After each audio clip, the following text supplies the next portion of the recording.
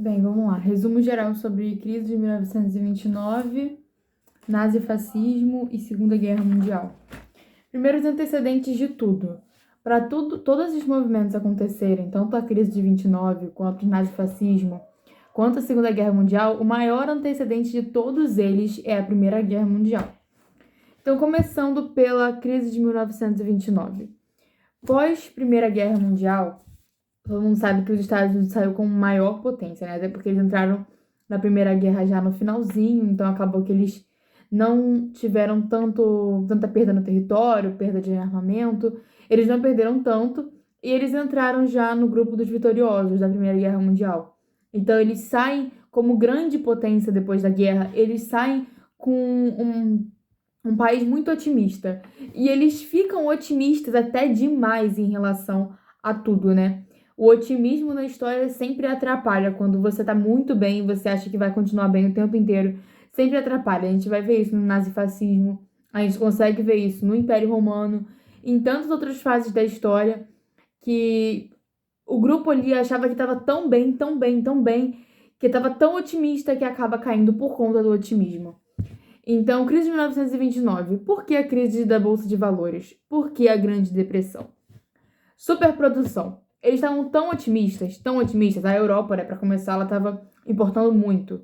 Ela estava importando muito dos Estados Unidos. Então, sim, os Estados Unidos estavam produzindo pra caramba pra Europa. Só que aí a Europa recupera a economia dela com a ajuda dos Estados Unidos. E quando ela recupera a economia dela, ela meio que corta essas ligações, né, essas alianças com os Estados Unidos. E aí os Estados Unidos caem numa superprodução, porque ele produz muito, só que não tem tanto comprador.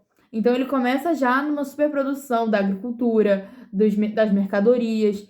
E vale levar em conta também que o que era antes coisa de luxo, tipo televisão, geladeira, essas coisas de luxo para a população, né, até então, começaram a virar algo comum e quem não tivesse estava errado. Não era mais algo luxuoso, sabe? Virou uma necessidade. O que era luxo virou necessidade. Então, superprodução, e aí acontece a Bolsa de Valores de Nova York. Resumidamente, o que foi a Bolsa de Valores, né? Para entender melhor isso, teria que estudar melhor a economia e eu não sei falar bem sobre isso. Mas, basicamente, a Bolsa de Valores de Nova York era assim. Qualquer pessoa podia ir no banco, depositar uma quantidade, e essa quantidade ia rendendo. E muita gente investia nessa bolsa. Muita gente investia. Só que quando começou a acontecer a superprodução, quando os economistas da época, né, começaram a falar que tinha risco de uma crise, todo mundo começou a tirar rapidamente. Foi até estranho, né? Numa quinta-feira, dia 27 de alguma coisa lá de 1929, não lembro bem a data. Foi até estranho. No mesmo dia, todo mundo, ninguém consegue explicar isso até hoje. No mesmo dia, todo mundo foi lá e botou as ações pra vender. Porque, por exemplo, é tipo você revender alguma coisa.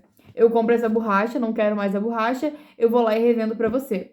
É isso que acontece com as suas ações. Você não pode simplesmente apagar elas ou pegar seu dinheiro de volta. Você revende elas. E todo mundo colocou as ações para serem vendidas no mesmo dia, muito rápido, de uma forma muito estranha. E a bolsa de valores quebra, porque todo mundo tá botando muita pra vender e pouca compra. Então tem muita oferta e pouca procura. Lei de oferta e procura. Quanto mais oferta tem, quer dizer, menos, quanto mais gente vendendo e menos gente comprando, a oferta sempre vai ser mais baixa, o valor sempre vai diminuir porque tem pouca procura e muita oferta. Então o valor sempre vai ser bem baixo. E aí eles começam meio que desacreditar, né, do liberalismo econômico. Ah, cara, mas por que o Estado não intervinha também nisso tudo, né? O liberalismo econômico, diferentemente do capitalismo, não confundam, o Estado não pode intervir no liberalismo econômico. E aí vem um presidente, né, que aí vem com o New Deal, botando em conta que com a quebra da Bolsa de Nova York e com a superprodução, um quarto da população ficou desempregada, muita gente começou, o PIB diminuiu, muita gente ia para a Cruz Vermelha para poder receber doação. Tem muitas fotos da época que falam sobre isso, né? Deixa eu acompanhar por aqui para poder falar tudo que é importante. A lei da quebra de valores. E aí. Tá, New Deal. Entra um presidente novo, né? E cancela o liberalismo. O liberalismo, inclusive, né, essa queda do liberalismo, foi o que fez muitas pessoas, aderirem ao nazifascismo e ao comunismo. A gente vai falar mais sobre isso daqui a pouco. O que foi o New Deal? Foi Roosevelt, o presidente que ia entrar, e o programa dele, né, do economista John Keynes, que ficou conhecido como keynesianismo, né, como é que fala? Essa forma de governo, não é forma de governo, tipo capitalismo, socialismo, comunismo, essa forma de Estado, né, para gerar renda, ficou conhecida como keynesianismo. O que foi o New Deal? Vamos lá. Controle governamental das mercadorias, o governo então controla as mercadorias. Depósitos com mais de 5 mil dólares são confiscados, porque antes a galera investia muito e ficava numa superprodução, né? E aí que levou a Bolsa da Quebra de Nova York, a quebra da Bolsa de Nova York. Concessão de empréstimos a fazendeiros, então fazendeiros podiam sim ter empréstimos, né, para poder voltar à produção deles, porque muitos quebraram, muitos bancos fecharam, muitos fazendeiros caíram na época da superprodução, né? Porque produzia muito, vendia pouco. Elevação de preço dos produtos agrícolas. Os produtos agrícolas, então, subiram o preço.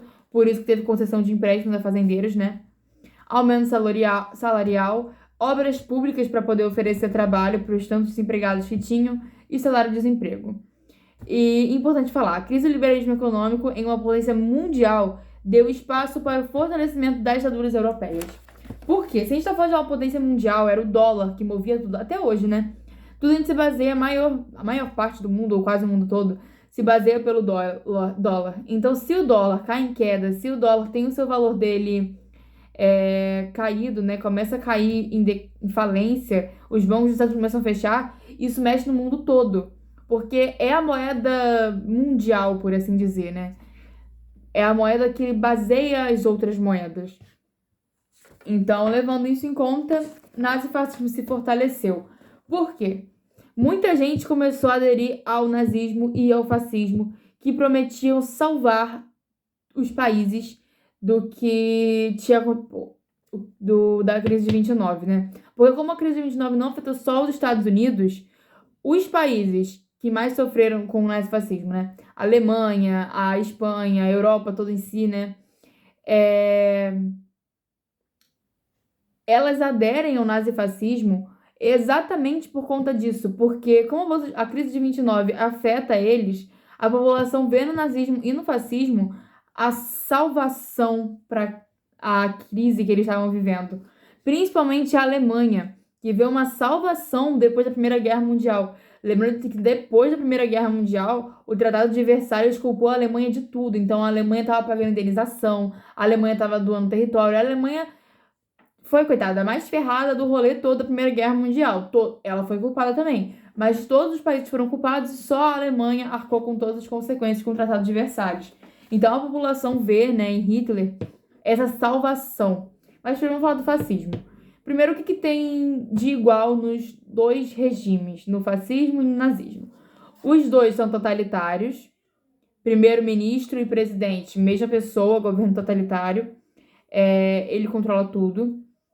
O Estado não é livre, antiliberalismo, a democracia não é mais considerado um regime político, é algo considerado arcaico, velho, não tem mais partidos, o único partido é o Estado, então o único partido é o fascismo, o único partido é o nazismo. Anticomunismo, né, eles pregavam essa coisa do anticomunismo e tudo mais.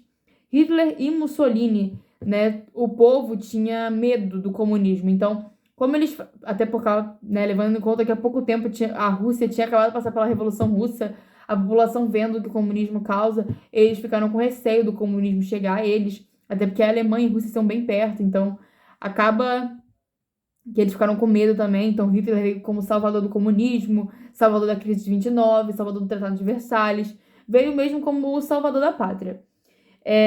O militarismo, né, até porque sem militares nada acontece, nada rola, porque o militarismo que coloca medo nas pessoas. Se você faz isso ou você morre, você faz isso ou você é torturado. Então, é o militarismo que move essas ditaduras. Sem o militarismo não existe ditadura. Porque uma pessoa só, ela não consegue, pelo poder da fala, obrigar ninguém a nada. O poder de obrigar alguém a fazer algo tá pela tortura, tá pela prisão, tá por mexer com a pessoa. Porque só falar é uma coisa, ameaçar é outra. Nacionalismo exaltado, então essa coisa muito patriótica de adoração à bandeira, adoração ao hino nacional e tudo mais. Corporativismo, né? Relação entre capital e trabalho eram reguladas pelo Estado, então o Estado que mexia, né, nessas relações de empresa entre funcionário, patrão e tudo mais. Culto ao chefe, idolatria infalível ao presidente, ao primeiro-ministro, no caso aqui Adolf Hitler e Mussolini. Racismo, principalmente característica do nazismo, né? Mais presente no nazismo do que no fascismo. Aqui racismo que a gente fala é racismo para tudo. Antissemita, antinegros, anti-gays, anti-pessoas com doenças genealógicas ou doenças mesmo que nasceu com doenças, né? Então, isso aqui são as bases dos regimes totalitários, né? A base das ditaduras. O fascismo em específico. Assustados com a radicalidade e temendo uma revolução comunista, a classe média e a alta burguesia colocam Mussolini não, né? Pedem para o presidente colocar Benito Mussolini, o Duce, conhecido também como o Duce, como primeiro-ministro, né? Ele é colocado como primeiro-ministro. Ele era do partido Camisas Negras, né? Os Camisas Negras, eles meio que perseguiam comunistas. Eles eram conhecidos por isso. Eles perseguiam comunistas e aí eles eram já conhecidos por isso. Eles eram mais conhecidos pela política anticomunista do que realmente como políticos. E Mussolini queria vir como político. Então, ele começa primeiramente quebrando essa imagem militarizada dos Camisas Negras que ele tinha, que o partido Camisas Negras tinha. E aí ele começa a entrar com a política realmente política, né, de eu quero poder, até chegar no poder geral e virar um ditador. Os fascistas organizaram a Marcha sobre Roma. O que foi a Marcha sobre Roma?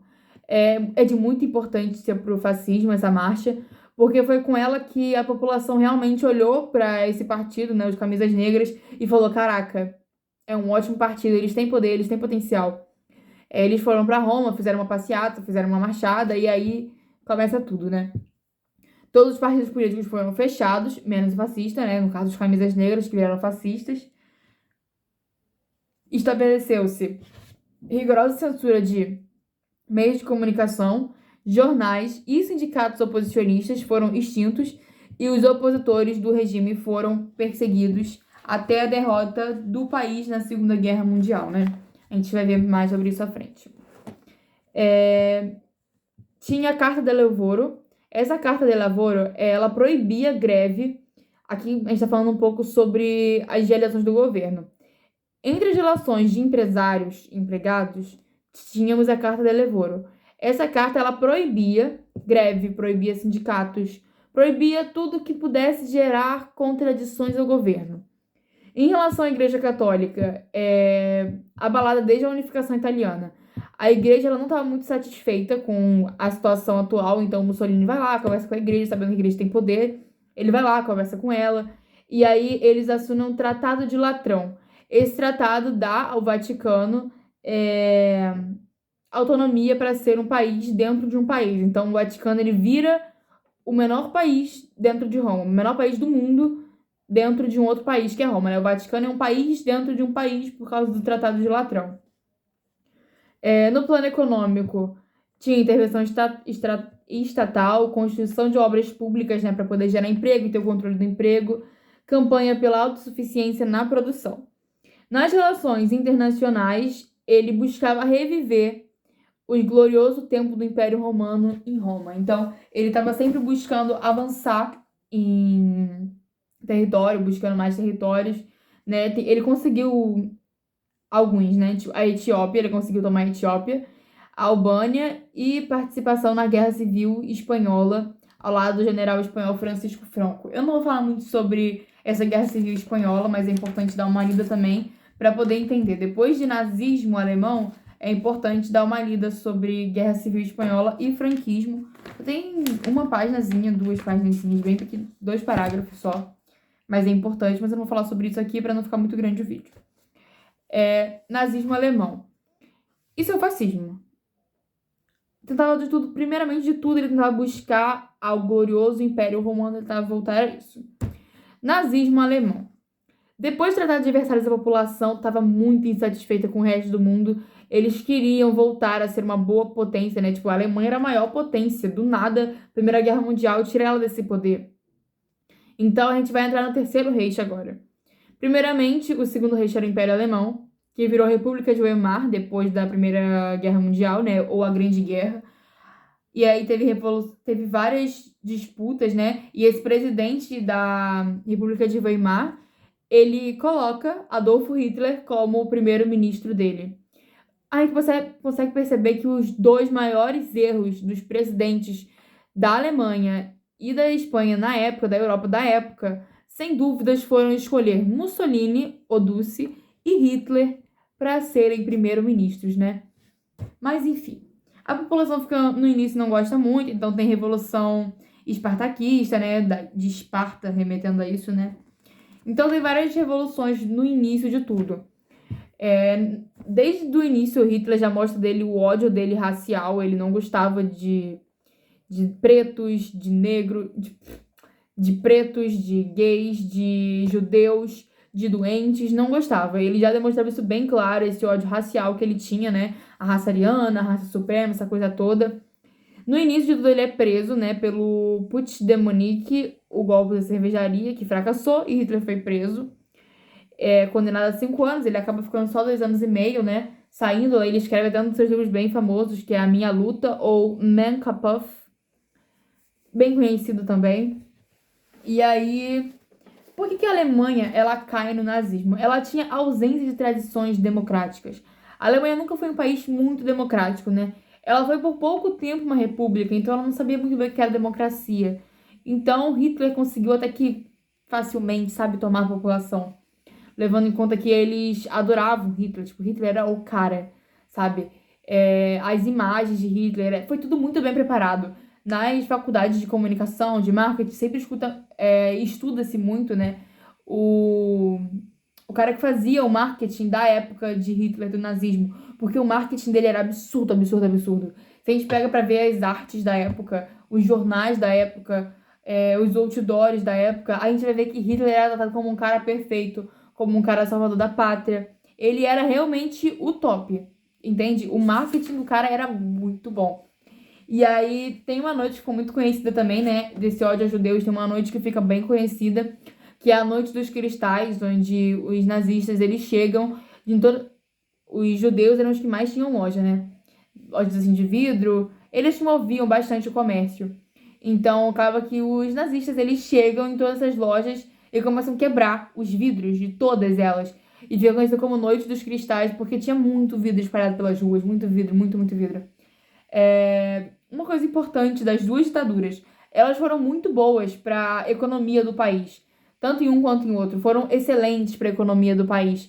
A economia cresceu, o PIB aumentou, gerou muitos empregos, né? Levando em conta que gerou emprego para a raça ariana, não para a população geral. Então, assim, para a economia, as ditaduras foram excelentes. Agora, quando a gente entra no quesito social, quando a gente entra num quesito político, aí a coisa já muda. Como é que eram chamadas essas perseguições da época? Ficavam chamadas Gestapo. Meios de comunicação de massa eram regidos, controlados pelo governo, greves operárias e sindicatos proibidos e opositores do regime duramente perseguidos pela temível política. Essa política, que a gente dá o nome, se chama Gestapo. Tem uma arte aqui, ó, inclusive, um outdoor da época, um cartaz, que trata muito bem o nazismo, né? Tem uma outra aqui também, olha só, que demonstra como o Hitler era colocado com uma imagem de paz, preto de branco, remetendo paz e tudo mais. Tem muitas imagens dele assim, dificilmente você vai achar uma imagem de Hitler como um monstro, né? Isso começa mais pra frente, já, tipo, Segunda Guerra Mundial, que aí os Estados Unidos começam a fazer as indiretas deles, né? Através da Disney, a gente consegue perceber isso. O Capitão América foi foi um herói que surgiu para poder combater o nazismo, inclusive. Tem aquele desenho lá do Pato também, o Pato Donald. Ele também tem muita crítica ao nazismo nos primeiros capítulos dele. Ele surge também para criticar o nazismo. Então a Disney criticou muito, os Estados Unidos, Hollywood, tudo criticava super o nazismo. Dá pra perceber isso nos primeiros filmes dos filmes da época, né? E bom, Tudo isso levou o quê? À Segunda Guerra Mundial. Porque Hitler avançava e ele não conseguia parar. Ele queria sempre mais, avançar sempre mais.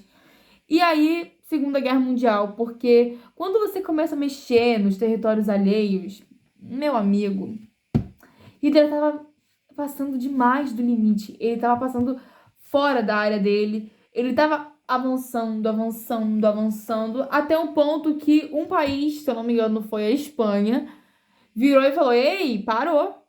Aqui não. Rússia, não foi Espanha, foi a Rússia.